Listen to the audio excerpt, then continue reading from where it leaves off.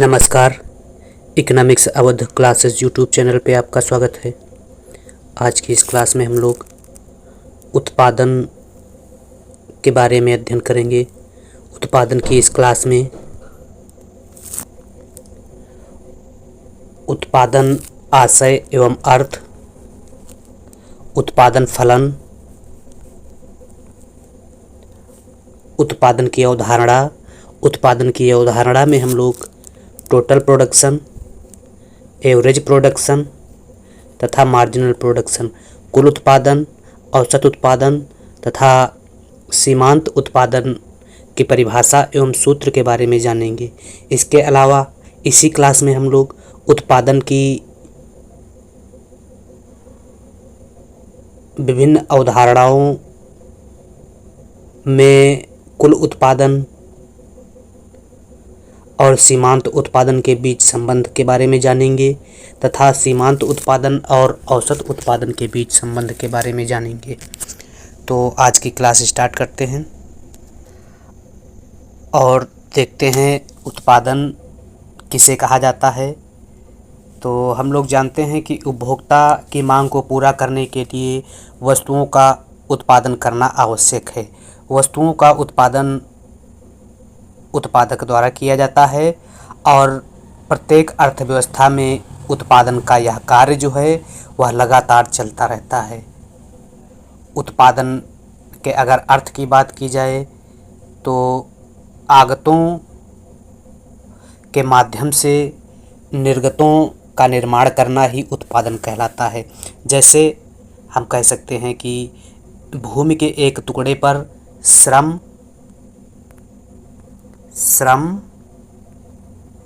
पूंजी एवं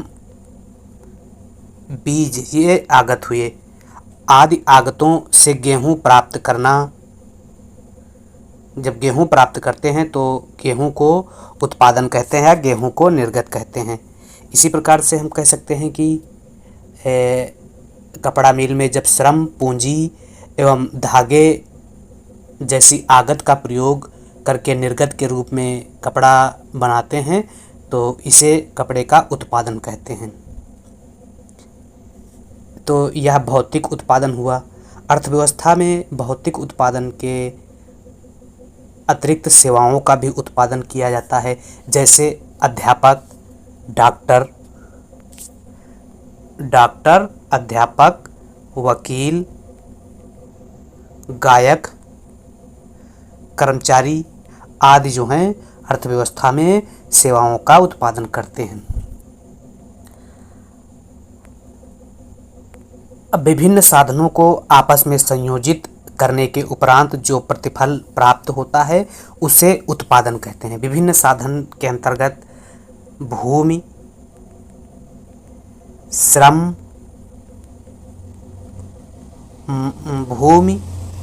लैंड,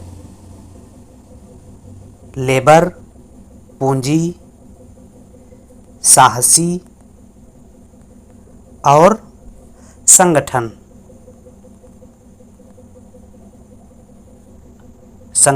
इन सब का प्रयोग जब आगत के रूप में करके हम किसी वस्तु का उत्पादन करते हैं या निर्गत तैयार करते हैं तो उसी को ही उत्पादन कहते हैं।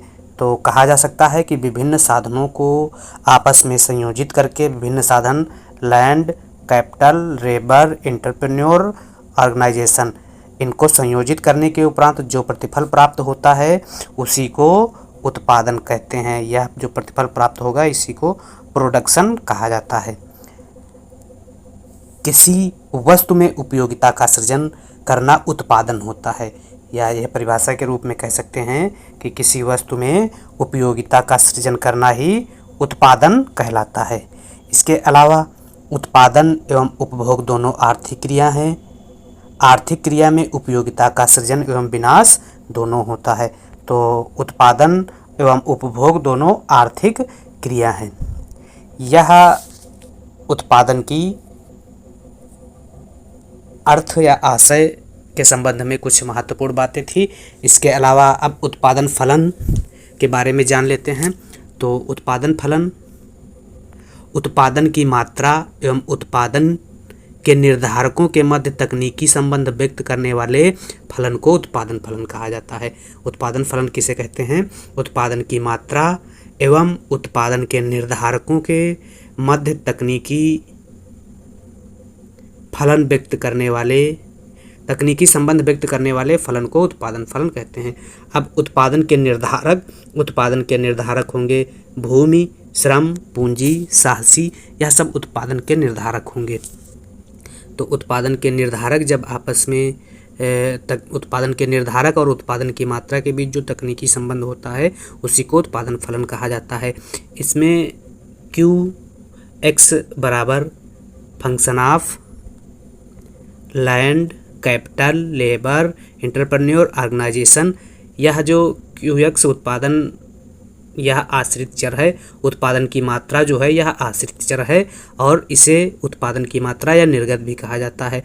और उत्पादन के निर्धारक जो है यह स्वतंत्र चर होते हैं जिन्हें आगत कहा जाता है। तो ऐसे भी कह सकते हैं कि उत्पादन की मात्रा और उत्पादन के निर्धारक के मध्य जो तकनीकी संबंध होता है उसे उत्पादन फलन कहते हैं। यह कह सकते हैं आगत एवं निर्गत के मध्य जो तकनीकी संबंध होता है उसे उत्पादन फलन कह सकते हैं। यह कह सकते हैं स्वतंत्र चर एवं आश्रित चर के मध्य जो तकनीकी संबंध होता है उसे उत्पादन फलन कहते हैं। तो यह उत्पादन फलन की महत्वपूर्ण बातें थी। तो आगत एवं निर्गत के मध्य भी तकनीकी संबंध व्यक्त करने वाले फलन को उत्पादन फलन कहते हैं। अब उत्पादन फलन की अवधारणा की अगर बात की जाए तो उत्पादन फलन की अवधारणा मुख्य रूप से 3 अवधारणाएं अर्थशास्त्र में प्रचलित हैं। कौन कौन सी उत्पादन की 3 अवधारणाएं हैं? पहली अवधारणा कुल उत्पादन की है, टोटल प्रोडक्शन, एवरेज प्रोडक्शन और मार्जिनल प्रोडक्शन। कुल उत्पादन, औसत उत्पादन और सीमांत उत्पादन। अब कुल उत्पादन किसे कहते हैं? तो किसी निश्चित समय में उत्पादन के तमाम साधनों का प्रयोग करके कुल जितना उत्पादन किया जाता है उसे कुल उत्पादन कहा जाता है। किसी निश्चित समय में तमाम साधनों का प्रयोग करके कुल जितना उत्पादन किया जाता है उसे कुल उत्पादन कहा जाता है। टीपी टोटल प्रोडक्शन बराबर होता है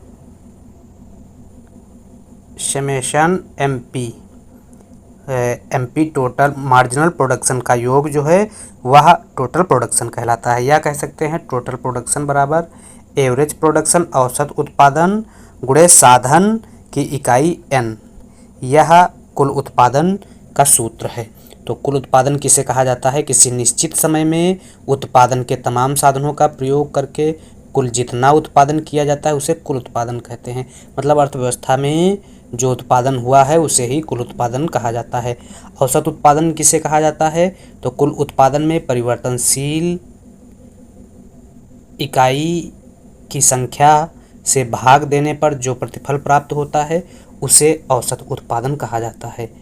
औसत उत्पादन किसे कहा जाता है? कुल उत्पादन टोटल प्रोडक्शन को कुल परिवर्तनशील साधन या इकाइयों की संख्या से भाग देने पर जो प्राप्त होगा उसे एपी एवरेज प्रोडक्शन कहा जाएगा, औसत उत्पादन कहा जाएगा। तो यह एवरेज प्रोडक्शन का सूत्र हुआ बराबर एवरेज प्रोडक्शन बराबर total production upon N. N क्या है? परिवर्तनशील साधनों की इकाई की संख्या है। इसी के साथ ही सीमांत उत्पादन या मार्जिनल प्रोडक्शन किसे कहा जाता है? तो परिवर्तनशील साधन की एक अतिरिक्त इकाई के प्रयोग से कुल उत्पादन में जो वृद्धि होती है उस साधन की सीमांत उत्पादकता कहते हैं, उसे साधन की सीमांत उत्पादकता कहा जाता है। तो परिवर्तनशील साधन की एक अतिरिक्त इकाई के प्रयोग से जो कुल उत्पादन में वृद्धि होती है उसे साधन की सीमांत उत्पादकता कहा जाता है। इसमें एमपी बराबर डेल्टा टीपी अपान डेल्टा एल होता है, जिसमें डेल्टा टीपी कुल उत्पादन में परिवर्तन और डेल्टा एल श्रम की इकाई में परिवर्तन। इसके अलावा एमपी बराबर होता है टीपी एन माइनस 1। तो यह इम्पॉर्टेंट है सूत्र। एमपी बराबर मार्जिनल प्रोडक्शन बराबर TP N minus 1। TP N क्या है? साधन की n इकाई का कुल उत्पादन तथा Tp(n-1) जो है साधन की n इकाई का कुल उत्पादन। तो यह दोनों सूत्र इम्पॉर्टेंट हैं। Mp बराबर डेल्टा Tp अपान डेल्टा L, और इसमें डेल्टा L श्रम की इकाई में परिवर्तन और डेल्टा Tp कुल उत्पादन में परिवर्तन को बता रहा है। तो इस प्रकार से हम लोगों ने एवरेज प्रोडक्शन,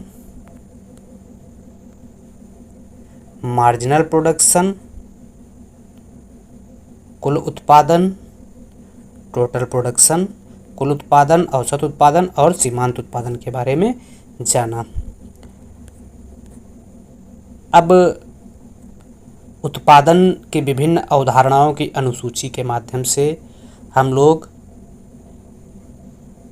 भूमि को स्थिर मानते हुए श्रम की मात्रा में जब परिवर्तन करते हैं तो कुल उत्पादन,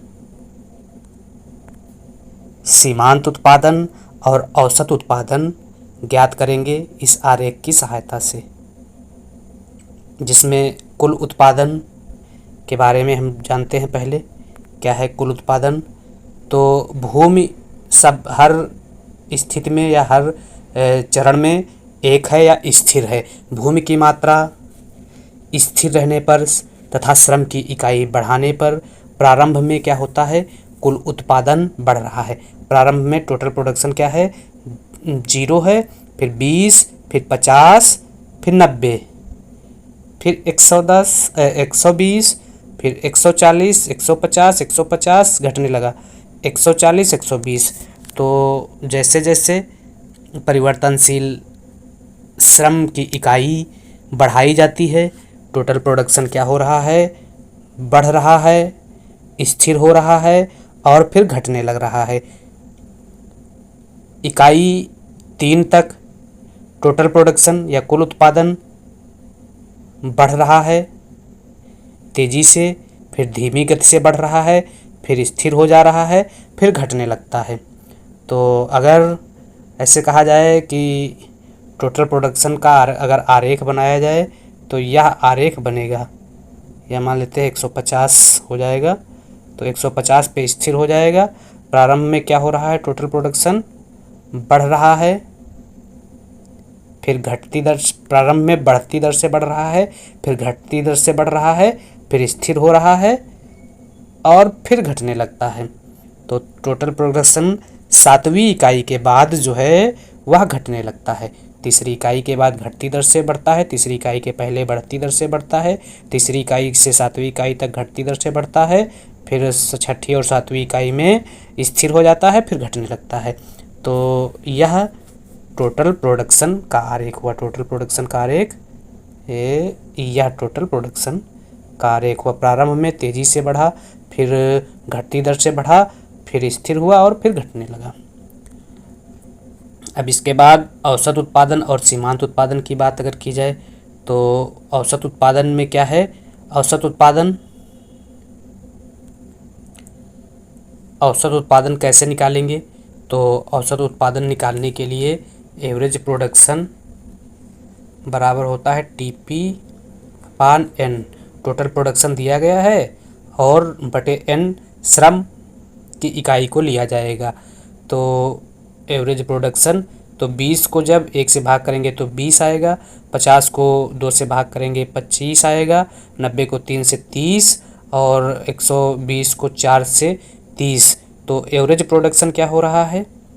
इस हिसाब से देखने पर पता चल रहा है एवरेज प्रोडक्शन पहले बढ़ा है, फिर स्थिर हुआ है, फिर घटा है, फिर घटती दर से घट रहा है। पहले बढ़ा, फिर स्थिर हुआ, फिर घटा, पहले बढ़ा, फिर घटा, फिर स्थिर हुआ, फिर घटती दर से घट रहा है। और एवरेज प्रोडक्शन निकालने के लिए टोटल प्रोडक्शन को श्रम की इकाई से भाग दिया जाता है। अब इसी प्रकार से अब क्या निकालना बचा है? सीमांत उत्पादन कैसे निकालेंगे? तो मार्जिनल प्रोडक्शन निकालने के लिए MP बराबर हो जाएगा TPN माइनस TPN-1। तो TPN माइनस 1, तो TPN हो जाएगा 50 माइनस TPN माइनस 1 हो जाएगा 20 हो जाएगा। तो यह बचेगा 30 बचेगा। इसी प्रकार से 90 से जब 50 निकालेंगे घटाएंगे तो यह बचेगा 40। तो पिछली संख्या से अगली संख्या जब घटाते हैं तो सीमांत उत्पादन क्या हो रहा है, मिल रहा है टोटल प्रोडक्शन से जब घटाते हैं। और सीमांत उत्पादन प्रारंभ में बढ़ रहा है, बढ़ता है, फिर घटने लगता है, फिर ऋणात्मक होता है। तो हम लोग देख रहे हैं कि टोटल प्रोडक्शन बढ़ता है, तेज़ी से बढ़ता है, धीरे धीरे बढ़ता है, स्थिर होता है, घटने लगता है। सीमांत उत्पादन बढ़ता है, घटता है, जीरो हो जाता है और माइनस पहुंच जाता है। और औसत उत्पादन बढ़ता है, स्थिर होता है, घटता है और फिर धीरे धीरे घटना प्रारंभ हो जाता है। तो यह अब इधर देख लेते हैं कि श्रम की इकाई में वृद्धि करने पर प्रारंभ में औसत उत्पादन,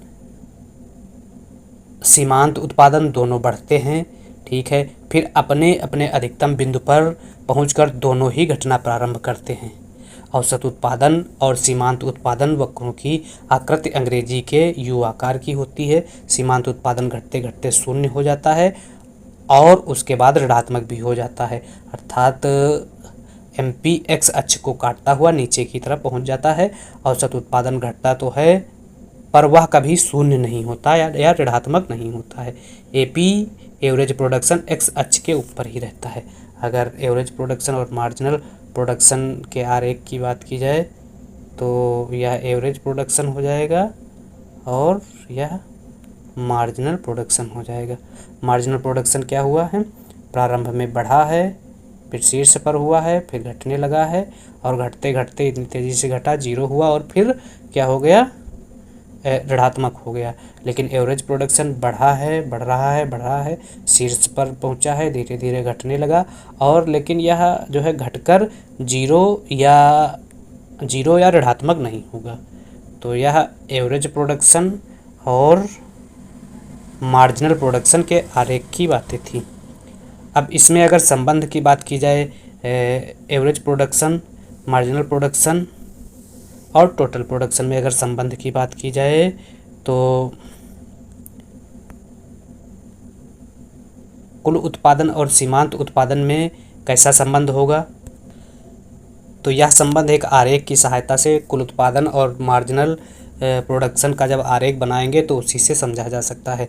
कुल उत्पादन और सीमांत उत्पादन में 3-4 संबंध हैं, इनको जान लेते हैं। कुल उत्पादन और सीमांत उत्पादन। कुल उत्पादन का आरेख कैसा बन रहा है, प्रारंभ में कुल उत्पादन तेज़ी से बढ़ता है, फिर धीरे धीरे बढ़ता है, फिर शीर्ष पर पहुंचता है, फिर घटने लगता है। प्रारंभ में कुल उत्पादन तेज़ी से बढ़ा, फिर धीरे धीरे बढ़ा, फिर शीर्ष तेज़ी से बढ़ा, फिर स्थिर हुआ, फिर घटने लगा। तो यह टोटल प्रोडक्शन हो गया। और इसी प्रकार से मार्जिनल प्रोडक्शन क्या है, मार्जिनल प्रोडक्शन जब ये जीरो होता है तो यह शून्य होता है, जब टोटल प्रोडक्शन अधिकतम होता है तो यह जीरो होता है। तो यह हो गया मार्जिनल प्रोडक्शन। अब इसमें संबंध की अगर बात की जाए तो संबंध मुख्य रूप से जान लेते हैं दो तरह से, एक सीधा और दूसरा विपरीत संबंध होता है। एक संबंध होगा जब टीपी को लेके एमपी की बात करेंगे और दूसरा संबंध होगा एमपी को लेके टीपी की बात करेंगे।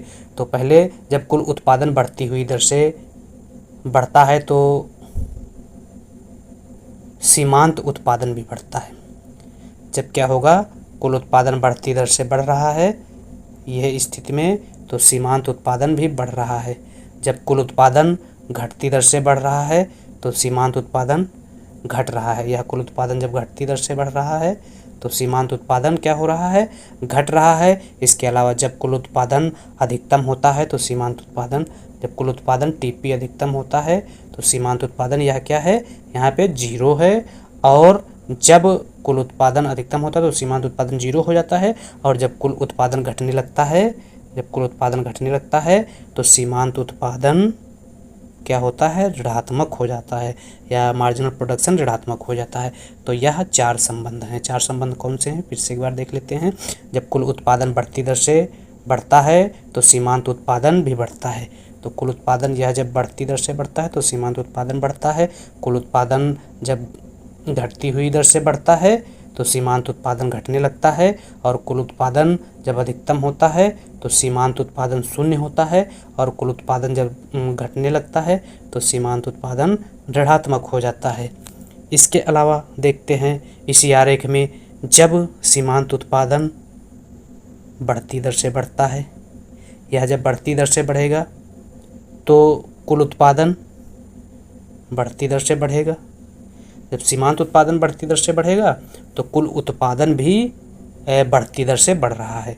इस आरेख से पता चल रहा है जब एमपी बढ़ रहा है बढ़ती दर से तो टीपी भी बढ़ती दर से बढ़ रहा है।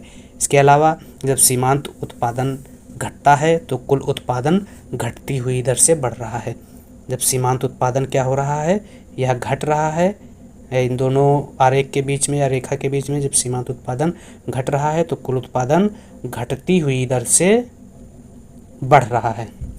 घटती हुई दर से बढ़ रहा है लेकिन धीरे धीरे बढ़ रहा है। इसके अलावा जब सीमांत उत्पादन 0 है तब कुल उत्पादन अधिकतम होता है। जब सीमांत उत्पादन 0 होता है तब कुल उत्पादन अधिकतम होता है, और जब सीमांत उत्पादन ऋणात्मक होता है तो कुल उत्पादन घटने लगता है। सीमांत उत्पादन ऋणात्मक होता है तो कुल उत्पादन घटने लगता है। तो यह 4 संबंध मुख्य रूप से टीपी और एमपी में हैं, और यहाँ से यूजीसी नेट, टीजीटी या पीजीटी तथा एस्टेट के एग्ज़ाम में प्रश्न पूछे जाते हैं। अब हम लोग जो संबंध देखेंगे वह संबंध होगा सीमांत उत्पादन, मार्जिनल प्रोडक्शन और एवरेज प्रोडक्शन। तो मार्जिनल प्रोडक्शन, सीमांत उत्पादन और औसत उत्पादन के बीच में क्या संबंध है, इनको देखेंगे। तो सीमांत उत्पादन और औसत उत्पादन के अगर आरेख की बात बनाएं, आरेख अगर बनाएं तो सीमांत उत्पादन और एवरेज प्रोडक्शन दोनों उल्टे यू आकार के बनते हैं। यह एवरेज प्रोडक्शन हुआ और यह मार्जिनल प्रोडक्शन हुआ।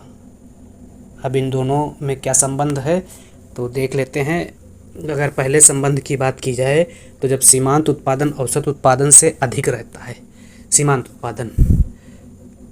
उत्पादन यह है, सीमांत उत्पादन जब औसत उत्पादन से अधिक रहता है तो औसत उत्पाद बढ़ता है, एवरेज प्रोडक्शन बढ़ता है। जब सीमांत उत्पाद औसत उत्पाद से अधिक रहता है, जब एमपी ज़्यादा होता है एपी से, तब एपी क्या होगा, एपी बढ़ेगा, एपी बढ़ रहा है। जब एमपी ज़्यादा होगा एपी से तब एपी बढ़ रहा है। इसके अलावा जब सीमांत उत्पादन औसत उत्पादन से कम होता है, सीमांत उत्पादन जब औसत उत्पादन से कम होगा मतलब एमपी कम होगा एपी से, तब औसत उत्पादन बढ़ता है, तब औसत उत्पादन बढ़ता है, तब औसत उत्पादन बढ़ रहा है। ऐसी स्थिति में एवरेज प्रोडक्शन बढ़ रहा है। इसके अलावा जब औसत उत्पादन तथा सीमांत उत्पादन दोनों बराबर होते हैं तब औसत उत्पाद अधिक होता है। औसत उत्पाद और सीमांत उत्पाद जब दोनों बराबर होते हैं, फिर से आरेख बना ले रहे हैं, यह एपी और एमपी, यह जब दोनों बराबर हैं, एपी और एमपी जब दोनों बराबर होते हैं तब औसत उत्पाद अधिक होता है, एवरेज प्रोडक्शन अधिक होता है। जब एपी और एमपी दोनों बराबर होते हैं तब औसत उत्पाद अधिक होता है, और जब सीमांत उत्पाद शून्य एवं ऋणात्मक हो जाता है तब औसत उत्पाद धनात्मक रहता है या घटने लगता है। जब सीमांत उत्पाद शून्य या ऋणात्मक होता है तब एपी घटने लगता है और एपी जो है हमेशा धनात्मक रहता है, कभी शून्य या ऋणात्मक नहीं होता है। औसत उत्पाद और सीमांत उत्पाद दोनों ही प्रारंभ में क्या हो रहे हैं, बढ़ते हैं, फिर उच्चतम बिंदु पर पहुंचकर घटना प्रारंभ करते हैं। सीमांत उत्पाद का उच्चतम बिंदु औसत उत्पाद के उच्चतम बिंदु से पहले आता है। सीमांत उत्पाद का उच्चतम बिंदु जो है, सीमांत उत्पाद का उच्चतम बिंदु यह एमपी एपी, तो सीमांत उत्पाद का उच्चतम बिंदु औसत उत्पाद से पहले हो रहा है, यह उच्चतम बिंदु है। फिर औसत उत्पाद का उच्चतम बिंदु आता है। तो यह 4 संबंध एवरेज प्रोडक्शन और मार्जिनल प्रोडक्शन में हैं। क्या 4 संबंध हैं, जान लेते हैं।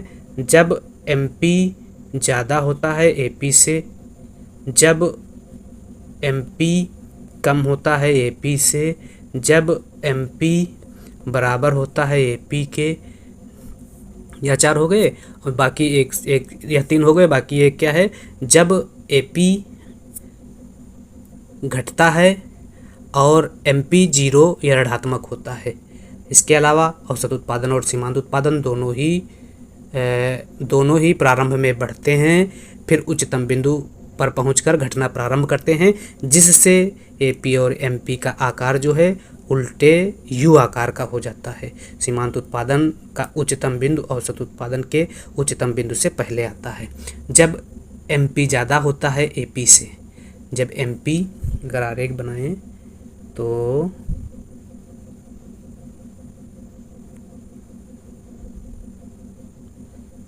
एपी एमपी, जब एमपी ज़्यादा होता है एपी से, जब एमपी ज़्यादा होता है एपी से, तब क्या होता है, औसत उत्पाद बढ़ता है। और जब सीमांत उत्पाद औसत उत्पाद से कम होता है तब औसत उत्पाद बढ़ता है। जब औसत उत्पाद तथा सीमांत उत्पाद दोनों बराबर होते हैं तब औसत उत्पाद अधिक होता है।